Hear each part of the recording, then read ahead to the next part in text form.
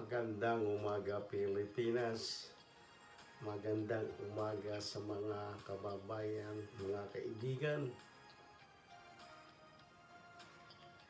Sa aking pag-aalinlangan sa kaso ni Mr. Francis Leo Marcos, wow, 2006 na kaso.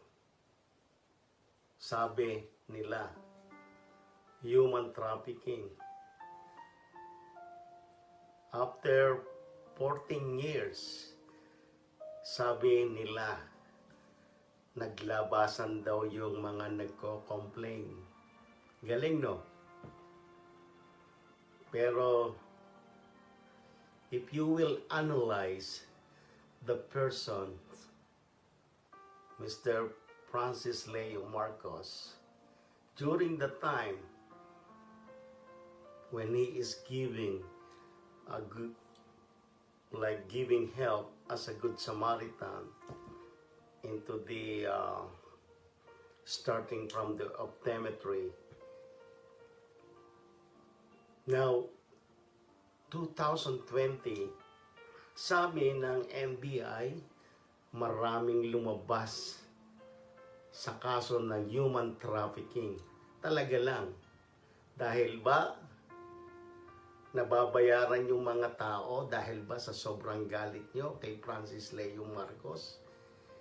Hindi nyo binibigyan ng puwang para kunin ang tamang paraan upang usigin ang dapat usigin sa inyong kasong binabato kay Francis Leo Marcos? Di ba lahat ng gusto niyo pwede niyong gawin? Dahil kapag ako'y isang politika, binayaran kita, pwede na 10 o 15 babae lalabas dyan, ako ni-rape niyan, binayaran mo na 100,000. Ilagay niyo sa parehas ang batas. Sa akin lang pag-aanalisa, 2006, 14 years ago.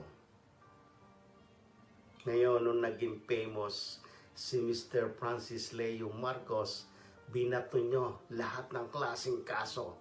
Pinalabas nyo. Kaya kung gusto nyo talagang ipitin yung tao, meron kayong paraan. Pero kung ang kakasuhan ninyo malaking tao, na kayo pwedeng subuan ng pera sa pagmumukha ninyo, madali lang gumawa din ng paraan. Pero, dahil dito sa kaso ni Mr. Francis Leo Marcos, sigurado, merong nasa likod niyan. Tayo na, 2006, 14 years ago. Kung mga nagsasabi dyan na na-rape, meron ba kayong semen na sample na talagang ilalagay na ipapa-DNA test para malaman na si Mr. Francis Leo Marcos ang gumawa noon from 14 years ago? I don't think so. There is the statute of limitation for the time being of the case is complained. Ngayon lalabas 14 years ago dahil binayaran ninyo? Wow! Ganun ba yun? Pero kinakailangan. I would like to try to support Francis Leo Marcos to hire international lawyer so that maging parehas ang paglilitis. Dahil nakikita ko hindi kayo parehas ang batas. Dahil kung sino man ang abogado na hahawak kay Francis Leo Marcos, pwede nyo silang pigilan to fight and debate the case.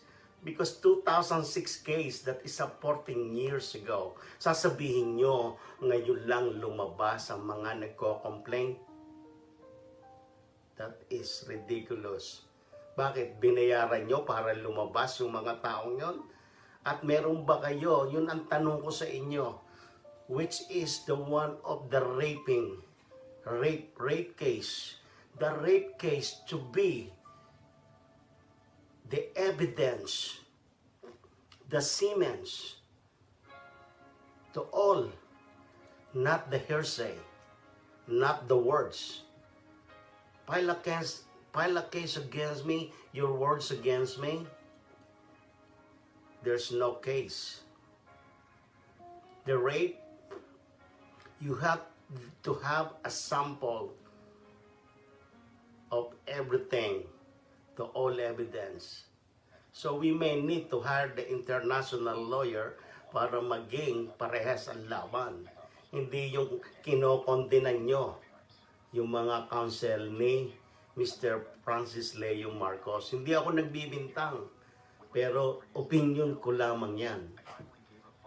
Hindi ako kampi kay Francis Leo Marcos, pero kinokondenan ninyo ang malayang pagtatanggol sa taong nangangailangan ng kanyang karapatan. Binato nyo lahat ng kaso laban sa kanya. From 2006, ngayon lang lalabas, mga gunggong kayo.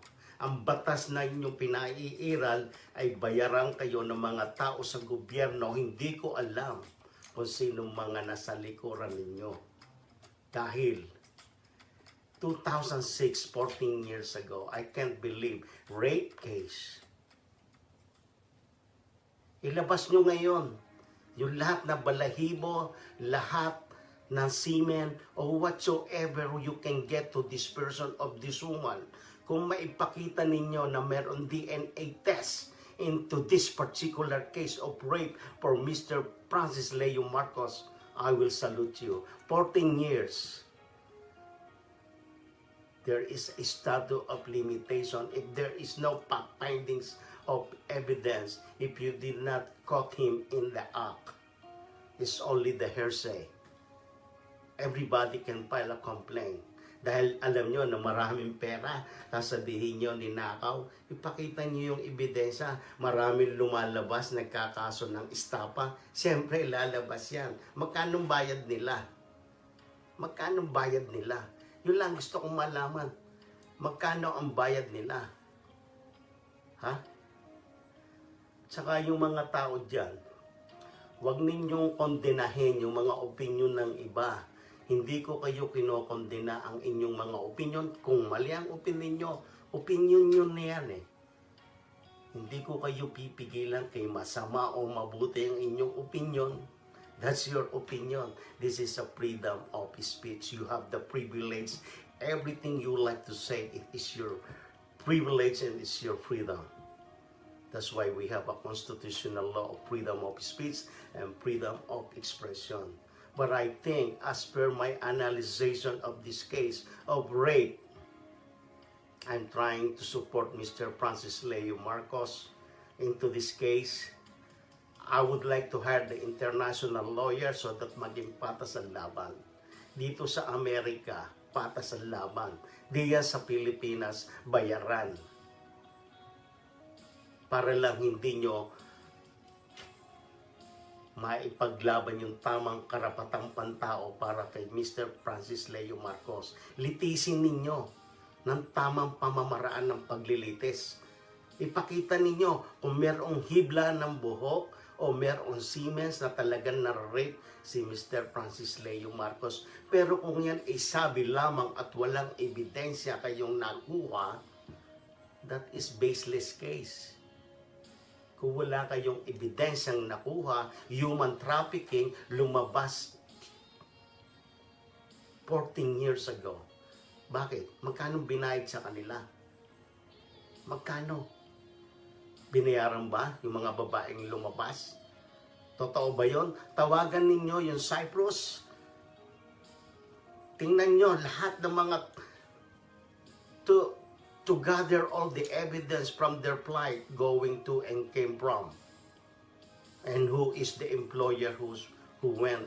And make it sure if Mr. Francis Leo Marcos has the recruitment agency during that time. Pakita ninyo rin. Ngayon, nag-umpisa kayo magsalita sa himpapawid publicly. You already violated the law of the private information of Mr. Francis Leo Marcos. That is against the law. That is, you violated the law. You are in the government sector. Pero ngayon, binato nyo sa lahat ng kaso because social class, cybercrime. I am with that. Cybercrime is like without any permission, showing the house there into their neighborhood. That is a misdemeanor. That is a misdemeanor of cybercrime. Ngayon, kung mga galit sila sa taong yan, siyempre, mayayaman sila, siyempre, may patong. Di ba? Ganun naman dyan sa Pilipinas eh. Patungan lang ng pera. Kung meron kang halagang pera, supalpala mo ng pera, huwag kayong tumanggi. Pilipinas yan eh. Kaya dyan ang corruption dapat mawala. Maging parehas kayo. Siyempre, ang mahirap pwede mag-hire ng abogado from the public defender. Pero pagka yung public defender, oy, padrino, pakulong natin yan, masamang tao yan. Pero walang nagawa ng mali yan. Kaya maraming napupunta sa death sentence eh. Dahil sa mga maling paglilitis na mga nasabing abogado. Kaya nga, abogado talaga. Abogado has a very good higher education. But, you know, studying the law, the right can be wrong, the wrong can be right. That is the way it is. That is the way it is of the law. That is the way it is. The law can be, you know, the wrong can be right, and the right can be wrong. And now, kawawang Mr. Francis Leo Marcos, yung mga counsel nila, hindi makapagsalita dahil natatakot sila, di ba? Palabasin natin ganon. This is my opinion. This is my privilege to speak what is my opinion. At kung may problema kayo sa opinion ko, so be it. Each and every one of us has an opinion to express because we are under the Constitution of Freedom of Speech. Ngayon, I am just expressing what is behind it. Diba? Para hindi makalabas si Mr. Francis Leo Marcos, papatungan nyo ng kaso, eto, kaso niya dito, kaso niya doon. The cybercrime is only a misdemeanor unless that he killed someone. It was showed in the computer technology. It's still bailable. But now, sinasabi ninyo the estafa, pinalabas yung mga tao, litisin ninyo yung tao. Ipakita nyo lahat that the paperwork, all the information of all the findings, information.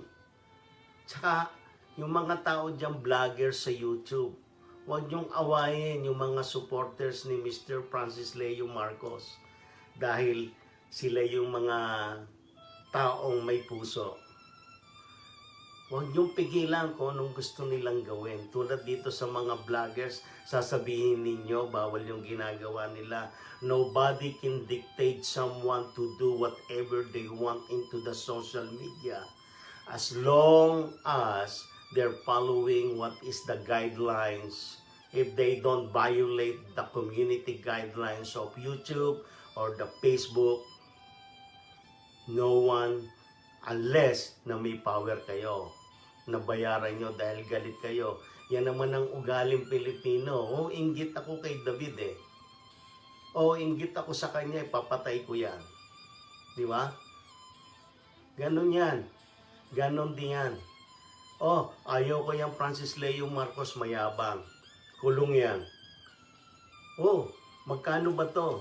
Nagbigan kita na 1 milyon. Ganun lang yan eh. And kung ayaw mo yung sinasabi ko, so be it. Okay? Ganon yan, wala kayong patas na laban. Sabi ko nga sa inyo, I'm not in the side of Francis Leo Marcos, pero yung ginagawa nyo sa tao, pinagpatong-patong nyo ang kaso para hindi sa makalabas. 14 years ago, sasabihin nyo may rape case. Meron ba kayong ebidensya ng Siemens? Meron ba kayong ebidensya? The all evidence should be put together and go to the DNA. At kung hindi rin kayo naniniwalang Marcos yan, ipa-DNA nyo si Ferdinand Marcos or ipa-DNA ninyo si Pacifico Marcos, ipa-DNA nyo yung kanyang ina, ipa-DNA ninyo si Francis Leo Marcos. Tapos ang usapan, kung naniniwala kayo sa teknolohiya, DNA is the answer. Kung hindi kayo naniniwala, Francis Leo Marcos yan. So, may kasalanan din ang batas kung bakit siya nakakuha ng pasaporte. Bakit hindi ninyo inimbestigahan nung una pa man? Saka kung meron siyang document that is processed into the judge, into the court, that he would like to change his name, that is legal. Yeah, just look all the documents. Kasi wala siyang may papakita kasi kinondemnan nyo siya eh. Kinondemn ninyo siya. Tapos, i-chismis ninyo, hindi kanya yung bahay na yun, hindi kanya yung coaching yun eh. Pakita nyo yung papeles, sinimulan na ninyo eh. Sinimulan na ninyong i-chismis. Bakit hindi ninyo i-chismis na ang bait ni Mr. Francis Leo Marcos, ang daming natulungan, nabigyan ng salmin? Ayun na i-chismis ninyo. Ay chinichismis ninyo, puro kasamaan ng tao. Dahil galit kayo sa kanya. Dahil mas mayabang siya kaysa sa inyo. Kung hindi nyo kaya yung kanyang kayabangan, tumahimik na lang kayo. Mas gusto ko pa yung taong mayabang na nakakatulong kaysa mga taong bayaran. Di ba? Mas gugustuhin ko pa yung taong tumutulong kaysa taong bayaran. Siyempre. Di ba? Wala akong binibintangan sa inyo. Opinion ko lang yan. Wala akong binibintangan kung kayo'y nabayaran. Pero ang sistema ng ating batas, pwedeng baguhin. Ang tama pwedeng maging mali. Ang mali pwedeng maging tama, pero para sa akin, gusto ko yung tama ay tama. 14 years ago, sasabihin ninyo mayroong rape case. Hearsay, hearsay, hearsay, hearsay, hearsay. No evidence, no evidence, no evidence. Pakita ninyo yung ebidensya. Idaan nyo sa proseso, sa paglilitis. Kung hindi mo nilitis ang isang nasasakdal, hindi pa siya isang nasasakdal na kriminal. Tagalog po yan. Kung hindi dumaan sa paglilitis ang tao na inyong isinasakdal, hindi ko maintindihan. Kaya mas maganda nga ito kasi yung inggit, yung ego ng mga mayayaman tao kasi, mayaman sila, hindi ko alam, hindi ko sinasabi kung sino, wala akong babanggiting pangalan, pero ito in general sa Pilipinas, kung mayaman ka, ikaw ang bida. Pero ginawa lang naman ni Mr. Francis Leo Marcos, tumulong, hinamong niya ang mga mayayaman. Okay, mali yun. So be it. There is always a warning. Warning, warning, warning. If that is the offense, is a misdemeanor offense. Kaya nga uulitin ko uli. Ang kaso bumibigat dahil nakokondena ang karapatan ng nasasakdal. Huwag niyong ikondena yung karapatan ng nasasakdal. Kaya ako, ang puso ko na kay Mr. Francis Leo Marcos, tawagin niyo na akong gago, tawagin na niya akong idiot, tawagin niyo ako stupido, pero ibabalik ko sa inyo yan. 14 years ago, Sasabihin nyo, may rape cases. Rape cases. More than one yon. More than one. When you say rape cases, ipakita nyo lahat, the vaginal semen, the vaginal semen of the woman, the vaginal semen, ipa-examine ninyo kung totoong ni-rape ni Mr. Francis Leo Marcos. At kung yan ay napatunayan sa korte at merong verdict na siya ay convicted, maniniwala ako. Pero kung sasabihin nyo, oh, may rape case, hearsay. Huwag naman kayong maging demonyo sa batas. Maging parehas kayo. Aminin nyo sino nasa likod ninyo. Maging patas kayo.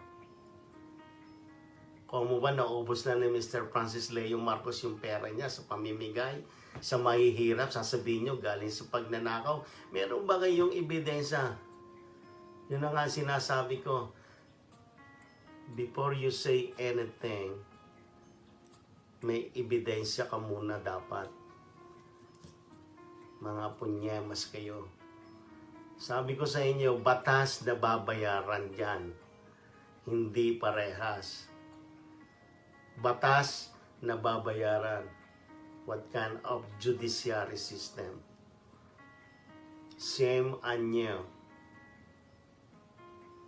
Wala akong binabanggit na pangalan. Pero sasabihin ko sa inyo, something going on into the case of Mr. Francis Leo Marcos. 14 years ago, marami daw lumabas. Marami daw lumabas.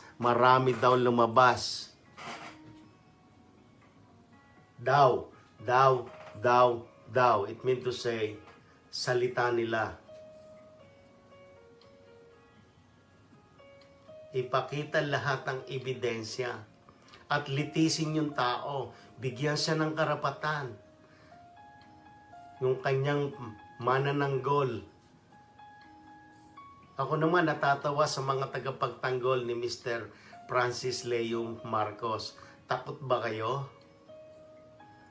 Takot ba kayo sa kalaban ni Mr. Francis Leo Marcos? I would like to hire the international lawyer so that maging patas ang laban. Kahit isang kriminal may karapatan, pero hindi ko siya pwedeng tawaging kriminal dahil there is no verdict from the jury or from the process of the trial.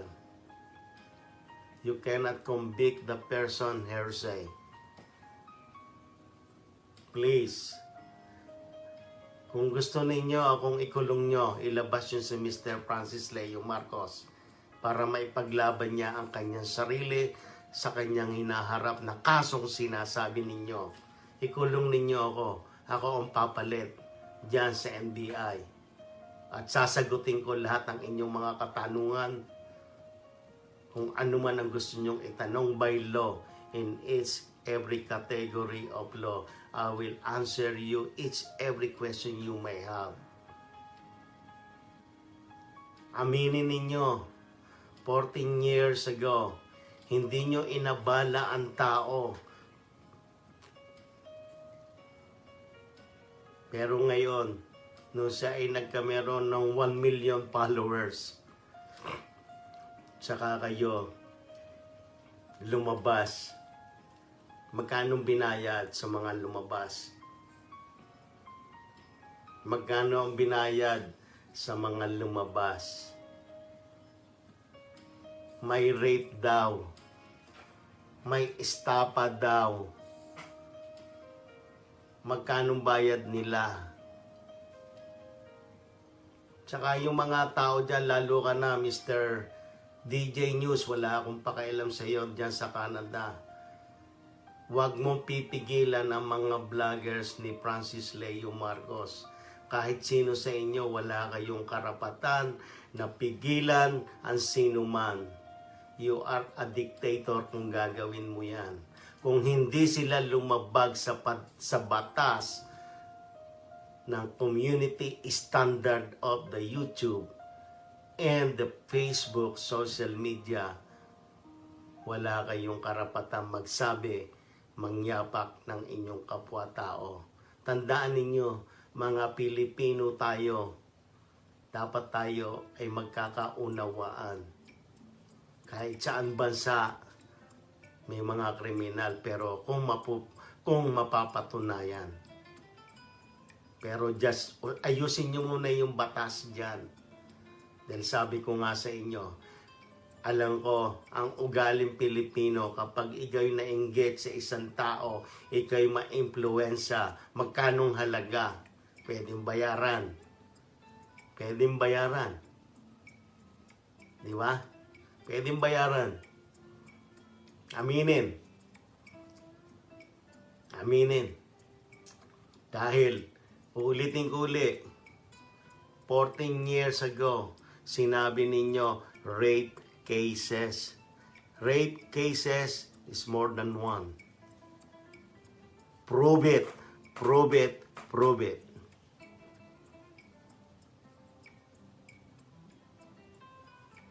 I-prove muna ninyo bago ninyo ipangalandakan.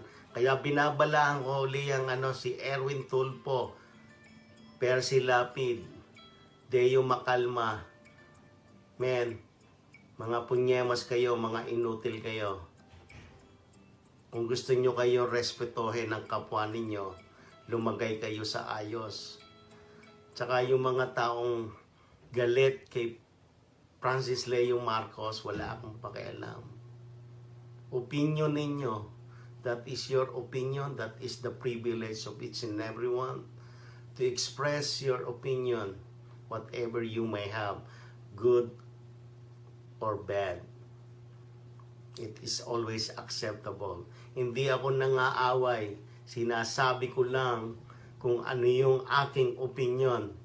Batas Pilipinas na babayaran. Di ba? Aminin. Mabigat na ako sasabihin nyo sa akin. Opinion ko yan. Hindi ko inaakusahan. Opinion ko. Bakit?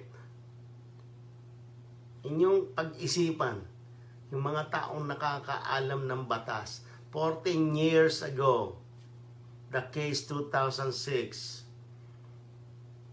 mahigit na 1 dekada, rape cases, sabi nila, hearsay, hearsay, hearsay.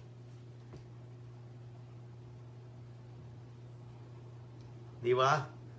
So, parang nakikita ko, tindaan natin sa Biblia, si Mr. Francis Leo Marcos parang si Panginoong Hesukristo. Pinipilit ipaamin ang kasalanan kahit di niya kasalanan. Tingnan niyo ang aking mata. Kung kayo'y galit sa akin, pagpalain ka ng mahal na Panginoon. Dahil ako, wala akong pag-iimbot na masama sa aking kapwa.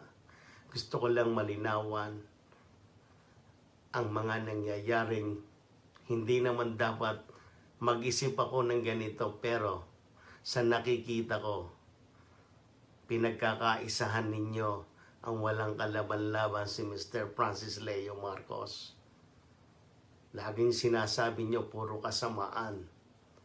Meron tayong paglilitis sa hukuman.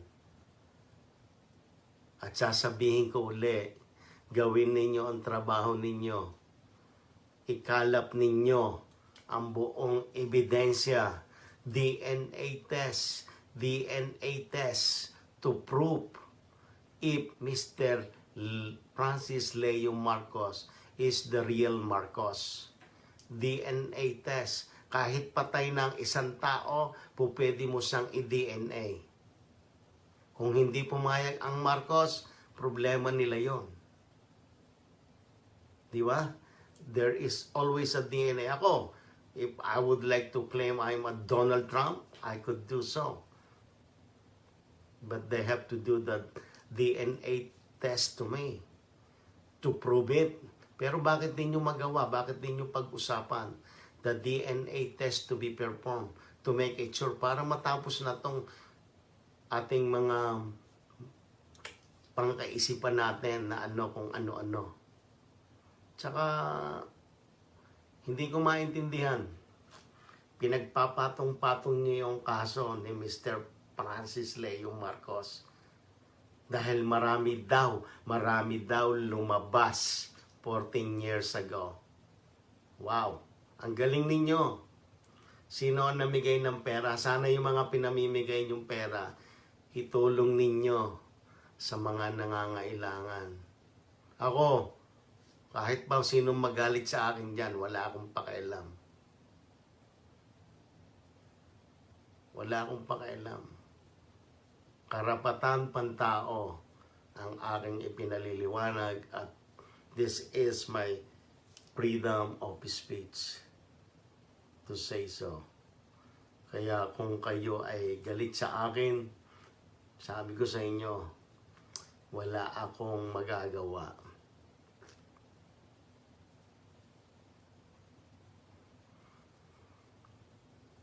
Huwag ninyong pairalin na kayo ay maging isang bayaran dahil kawawa naman ang mga nasasakdal na walang kasalanan. Dapat tayo, lalo na yung mga vloggers, wala rin akong pakialam sa mga inyong anti-FLM. Lahat tayo may kanya-kanyang opinion. Magbigay kayo ng opinion ninyo. Okay lang, pero wag naman kayong magmumura sa inyong kapwa vloggers ng ganito. Huwag kayong mag-akusa. Ako, hindi ako nagmumura, pero punyemas. Punyemas, anak ng teteng. Hindi mura yan. That is my expression to deliver the message. When I delivering the message, and if you don't get my message, if you think my message is nonsense, so be it. But at least, this is my opinion, how to deliver the message. And if you don't agree what is the message I deliver, it will be up to you. But naniniwala ako na kinokondena ninyo ang karapatan pantao, isinasakdal ninyo ang hindi naman karapat dapat masakdal. Dahil bakit? Inggit kayo sa kabutihang ginagawa ng isang tao. Dahil kung sa totoo lang, kung inyong mamamasdan at mamamasid lahat ng video ni Mr. Francis Leo Marcos, kung alam niya talagang meron siyang kaso, bakit lumaladlad siya? Nandiyan. Bakit hindi lumabas noong 2010? Noong 2010, bakit hindi lumabas yung mga nagre-reklamo na ni-rape siya? Sasabihin nyo natakot? That is maling katuwiran. Abogado ka pa naman.